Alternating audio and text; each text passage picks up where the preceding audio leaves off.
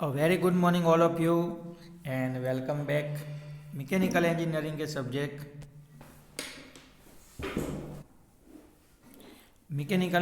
के subject degree semester 4 में manufacturing process के चैप्टर नंबर 1 के लेक्चर में आपका स्वागत है। लास्ट लेक्चर की बात कर रहे हैं कि तो लास्ट लेक्चर में हमने मैन्युफैक्चरिंग प्रोसेस जो सिलेक्ट करना है उसके अकॉर्डिंगली जो भी पॉइंट है, जो पॉइंट हमको असर करेंगे, अफेक्ट करेंगे for the selection of the manufacturing process, उसके ऊपर पूरा लेक्चर हमने डिस्कस किया था। आज आगे बढ़ने वाला है एक छोटी सी बहुत ही इम्पोर्टेंट थियरी, आप देख सकते हैं यहाँ पे कई बार एग्जाम में पूछी गई है।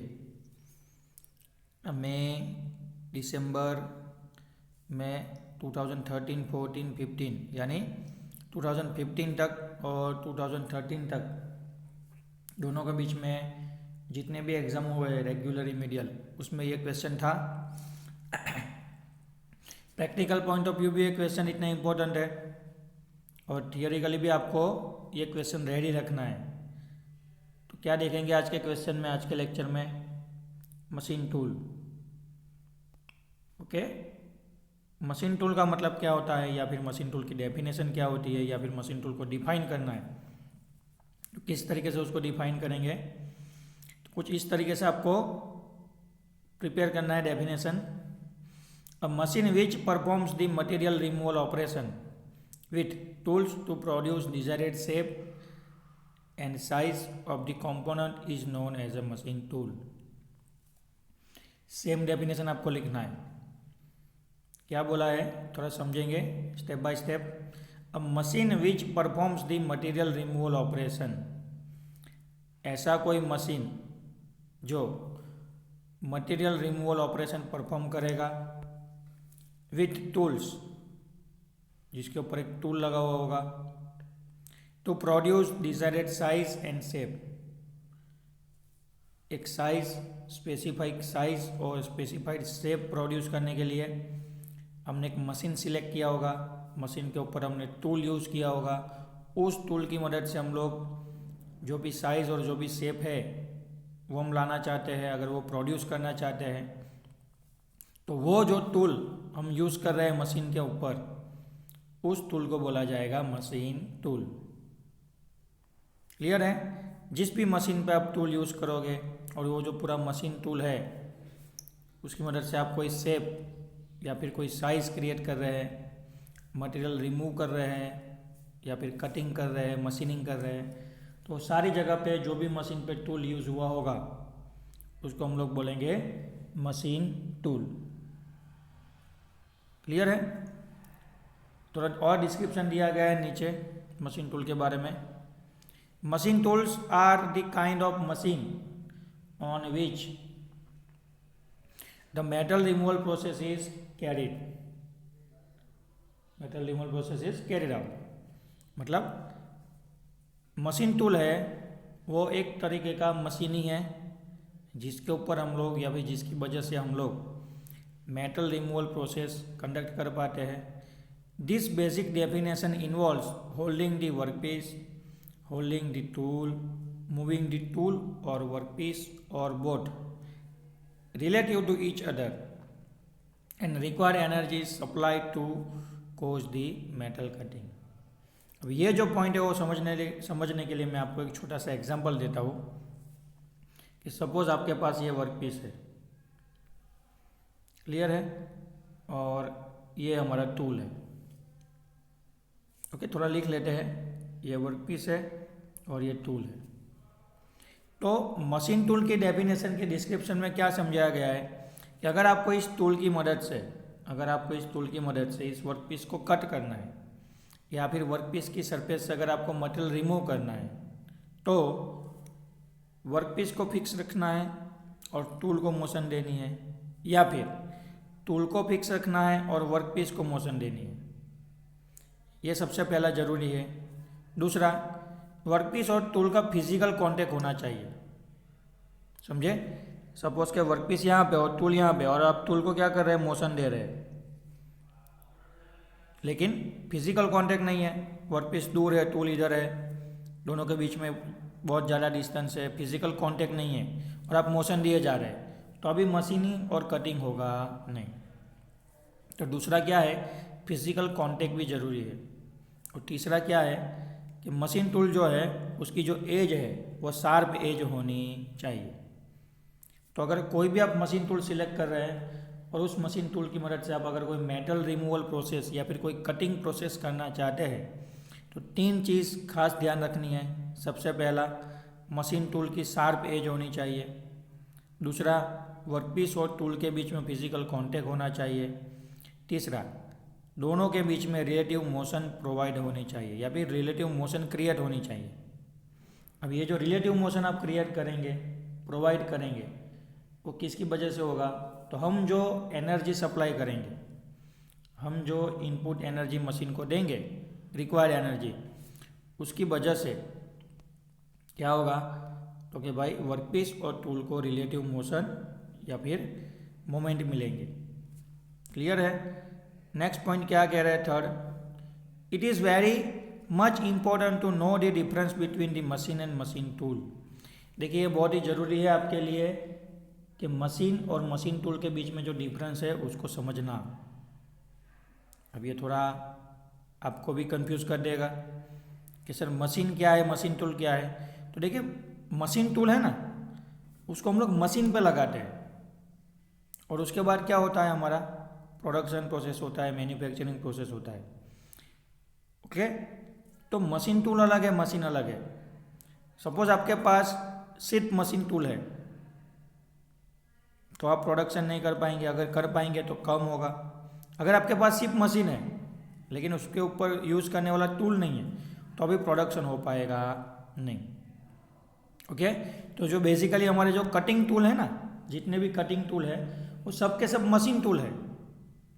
और मशीन तो आप जानते ही होंगे, लेथ मशीन है, वो एक मशीन है। Clear? Shaper machine, milling machine, welding machine. Clear? ये सब मशीन है। अब इसके ऊपर जो कटिंग करने के लिए हम लोग टूल लगाएंगे उसको बोला जाएगा मशीन टूल। क्लियर है? ओके, चलिए आगे देखते हैं। मशीन टूल के बारे में अगर आपके कंसेप्ट क्लियर हो चुके हैं तो नेक्स्ट ही थियरी आपको ये दिया गया है कि मशीन टूल का क्लासिफिकेशन। कि अभी जो हमने मशीन टूल पढ़े या फिर जो हम लोग मशीन टूल के बारे में जानते हैं, तो अगर हम लोग मशीन टूल के बारे में जान गए तो कौन से तरह के या फिर कौन से अलग अलग प्रकार के मशीन टूल्स अवेलेबल है उसका पूरा क्लासिफिकेशन दिया गया है। तो क्या कह रहे हैं थियरी के अंदर? Different types of machine tool have been developed for producing variety of surfaces. अलग अलग वेराइटी वाली सरफेस प्रोड्यूस करने के लिए हमने बहुत ही अलग अलग तरीके के मशीन टूल्स डेवलप किए हैं। The machine tool can be classified into different category are discussed here। जितने भी मशीन टूल हमने डेवलप किए वैरायटी वाली सरफेस क्रिएट करने के लिए, ठीक है, उसका पूरा क्लासिफिकेशन और पूरा डिटेल में डिस्क्रिप्शन हमको यहाँ पे दिया गया है। क्लियर है?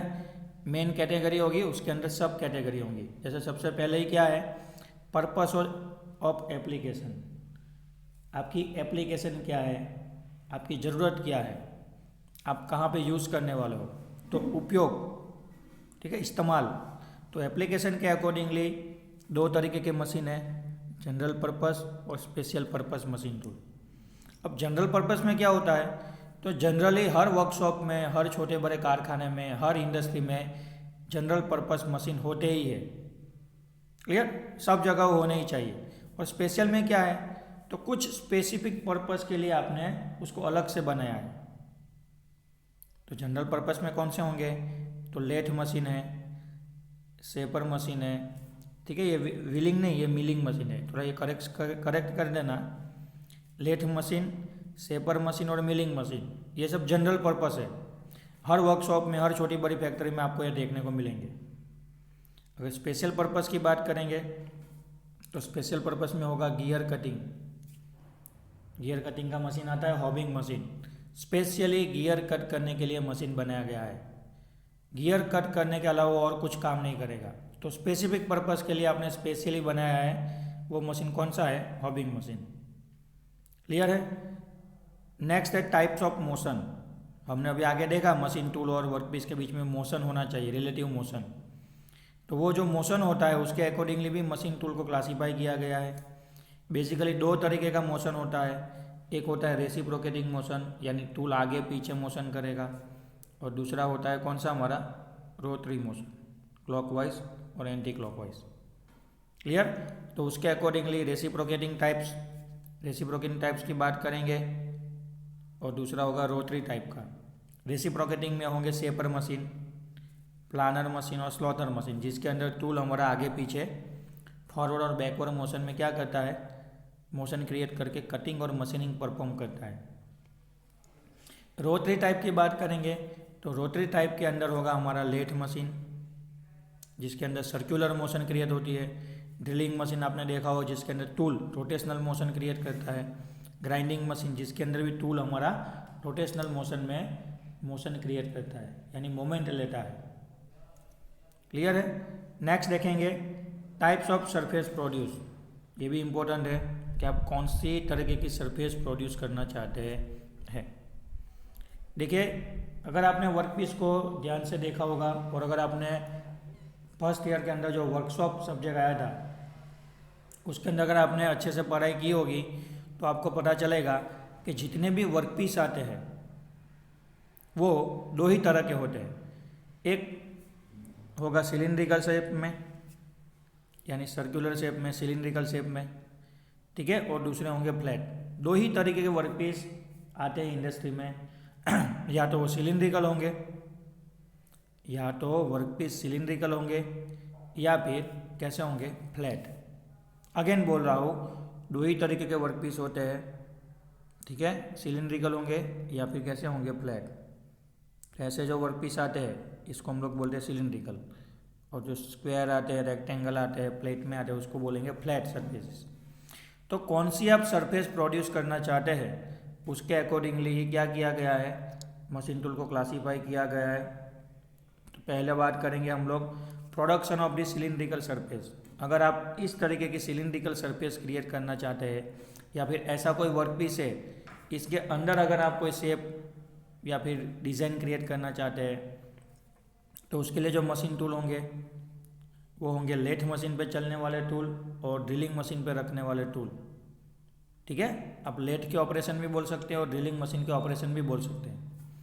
नेक्स्ट है प्रोडक्शन ऑफ फ्लैट सरफेस। अगर आपको फ्लैट सरफेस क्रिएट करना है, आपको फ्लैट सरफेस प्रोड्यूस करना है, तो फ्लैट सरफेस प्रोड्यूस करने के लिए कौन से मशीन टूल है, मिलिंग मशीन के टूल्स है, शेपर मशीन के टूल्स हैं। क्लियर? तो ये फ्लैट सरफेस क्रिएट करने के लिए होंगे। ओके, सरफेस क्रिएट करने के अकॉर्डिंगली बात हो गई। नेक्स्ट है डिग्री ऑफ ऑटोमेशन। सबसे आखिर में डेवलप हुई चीज़ है। ऑटोमेशन पहले नहीं था, ऑटोमेशन अभी रिसेंटली ही डेवलप हुआ है। तो अगर आप मशीन को ऑटोमेटिक करना चाहते हैं तो उसके अंदर भी 3 कैटेगरी दी गई है मशीन टूल के अंदर। Manual control machine tool, semi automatic machine tool and automatic machine tool. ध्यान से सुनिएगा, मैनुअल कंट्रोल मशीन टूल यानी सारे मशीन टूल हाथ से कंट्रोल होंगे। सेमी ऑटोमेटिक यानी कुछ थोड़ा ऑटोमेटिक होगा, कुछ मैनुअली होगा। और थर्ड है ऑटोमेटिक यानी फुल्ली पूरा ऑटोमेटिक होगा।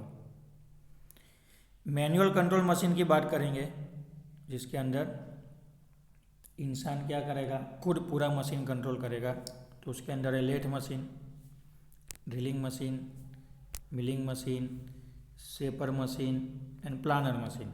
ये सारे मैनुअल कंट्रोल है। सेमी ऑटोमेटिक मशीन टूल की बात करेंगे। सेमी ऑटोमेटिक यानी कुछ हद तक ऑटोमेटिक होंगे और कुछ हद तक मैनुअल होंगे मिक्स में। तो उसमें होगा टरेट और कैप्स्टन लेथ। और अगर ऑटोमेटिक मशीन टूल की बात करेंगे पूरा ऑटोमेटिक, तो उसमें होगा parallel and progressive axis machine, automates and transfer line machine. Automatic में कौन से होंगे, parallel and progressive axis machine, automates, transfer line machine. ये सब कैसे होंगे, ऑटोमेटिक। आपको सिर्फ स्विच ऑन करना है, मशीन चालू होगा और अपने आप सारा काम कर लेगा। इंसान की ज़्यादा ज़रूरत पड़ेगी नहीं। नेक्स्ट है टाइप्स ऑफ एनर्जी सोर्सेज। हर एक मशीन को चलाने के लिए हमको क्या करना पड़ेगा, मशीन को इनपुट एनर्जी प्रोवाइड करना पड़ेगा। जैसे आप बाइक चलाते हैं तो बाइक किससे चलेगा, पेट्रोल से। क्लियर है। अगर आपको घर का पंखा चलाना है तो वो इलेक्ट्रिसिटी से चलेगा। बिल्कुल उसी तरह अगर आपको मशीन चलाना है या फिर अगर मशीन काम कर रहा है तो कुछ ना कुछ एनर्जी कंज्यूम करेगा, जो हम लोग इनपुट एनर्जी के तौर पे उसके अंदर सप्लाई करते हैं। तो उसको ध्यान में रखते हुए भी मशीन टूल को दो कैटेगरी में डिवाइड किया गया है, conventional machine tool and non conventional machine tool. अभी आपको सिर्फ ये जो पूरा क्लासिफिकेशन है उसको याद रखना है। डिटेल में डिस्कशन हम लोग करेंगे, पूरा सब्जेक्ट है हमारा। क्लियर है। आगे भी आएगा प्रोडक्शन टेक्नोलॉजी, उसमें भी ये सारी चीज़ें आपको डिटेल में समझाई जाएगी। तो अभी आप सिर्फ नाम याद रख लीजिए, कन्वेंशनल मशीन टूल। कन्वेंशनल का मतलब क्या होता है, रूढ़िगत, गुजराती में क्या है, पारंपरिक। सालों से 300 400 500 सालों पहले ये मशीन किसी ने फाइंड किए थे, इन्वेंट किए थे और अभी तक हम उसको यूज़ कर रहे हैं। ठीक है। लेथ मशीन सबसे पुराना मशीन है, फादर ऑफ ऑल मशीन। जितने भी मशीन है सबका बाप कौन है, लेथ मशीन, ऐसा बोला जाता है टेक्निकल लैंग्वेज में। लेथ मशीन क्या है, फादर ऑफ ऑल मशीन। तो लेथ मशीन होगा, ड्रिलिंग मशीन होगा, मिलिंग मशीन होगा, शेपर मशीन होगा। ये सारे के सारे कैसे हैं, कन्वेंशनल मशीन टूल है। और नॉन कन्वेंशनल का मतलब क्या हुआ है, अभी रिसेंटली लेटेस्टली 50 25 30 साल पहले इसको बनाया गया है। जो नॉन कन्वेंशनल है, जिसको आप लोग बिन रूढ़िगत भी बोल सकते हैं गुजराती में या हिंदी में, तो उसके अंदर होगा EDM machine, electro discharge machine, ECM machine, electrochemical machine. अब लिख लीजिए फटाफट वीडियो पूछ करके। Ultrasonic machine USM, abrasive jet machine AJM, abrasive water jet machine AWJM. Clear है। और लास्ट कैटेगरी दी गई है जिसके अंदर बोला गया है based on cutting tool used, कि जो कटिंग टूल है वो किस तरीके से यूज़ होगा। अगर कटिंग टूल का सिर्फ एक ही पॉइंट, सिंगल पॉइंट कटिंग के दौरान यूज़ होगा तो उसको हम लोग बोलेंगे single point cutting tool.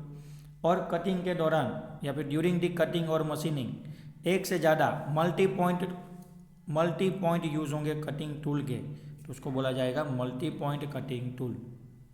Clear. पूरा टूल होता है लेकिन वर्कपीस के कॉन्टेक्ट में सिर्फ सिंगल ही पॉइंट आएगा, एक ही पॉइंट आएगा, तो उसको बोलेंगे हम लोग सिंगल पॉइंट कटिंग टूल, जिसके अंदर होगा lathe machine, shaper machine, planer machine and slotter machine.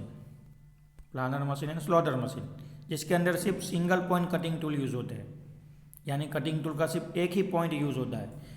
Multi point cutting tool की बात करेंगे तो उसमें होगा मिलिंग, ड्रिलिंग और ग्राइंडिंग, जिसके अंदर कटिंग टूल के एक से ज़्यादा पॉइंट क्या होंगे, मशीनिंग के अंदर इन्वॉल्व होंगे। तो ये पूरा क्लासिफिकेशन वाला थियरी आज हमने ख़त्म कर दिया है। क्लियर है। तो इसको आप खास अच्छे से लेक्चर देखिए, बीच में वीडियो को स्टॉप कीजिए और जो भी रिलेवेंट इन्फॉर्मेशन है वो आप क्लास नोट में नोट डाउन कर लीजिए। यही तक रखते हैं आज के लेक्चर में, मिलेंगे कल और इसी चैप्टर को कंटिन्यूस करेंगे। Thank you.